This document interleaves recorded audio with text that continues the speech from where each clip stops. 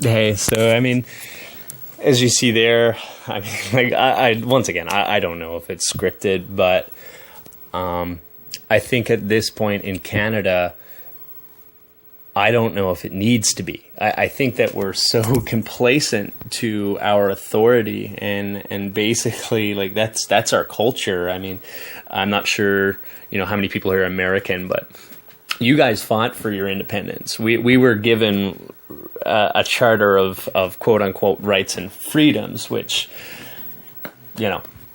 it's another example of the complacent mindset of Canadians, especially when it comes to gun rights, maybe even individual rights, things that aren't necessarily agreed upon by the majority. I mean, we really, we're really easy to persuade for the most part.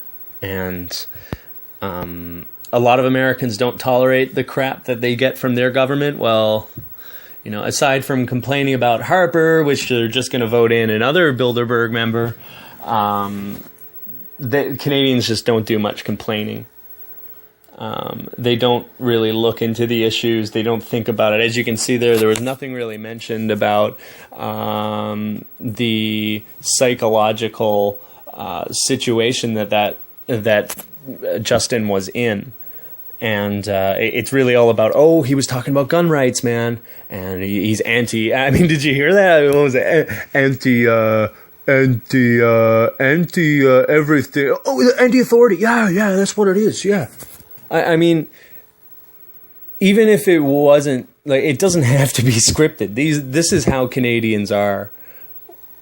They don't think of, hey, maybe if, each person in that trailer park was armed, this guy probably would have lasted about 10 minutes, like this. Did you see that picture? I'll show it here now. I mean, there's no cover, there's no cover that he is under right now. I mean, anybody that sees him as a threat that is causing harm, I mean, they could have taken him out. I mean, he's not omniscient. He doesn't know where everybody is hiding behind,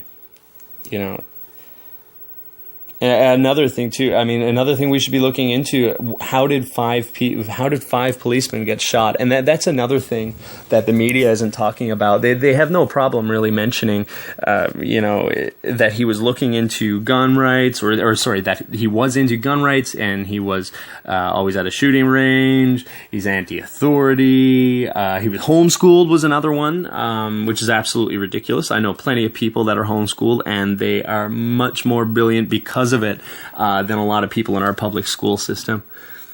But anyways, I digress on that. But I mean, they're just focusing towards being the judge, the jury, and the executioner. The media is, and it's ridiculous. So anyways, I'm not 100% sure whether or not it was a staged event of any case. I just see a lot of it's coming for us.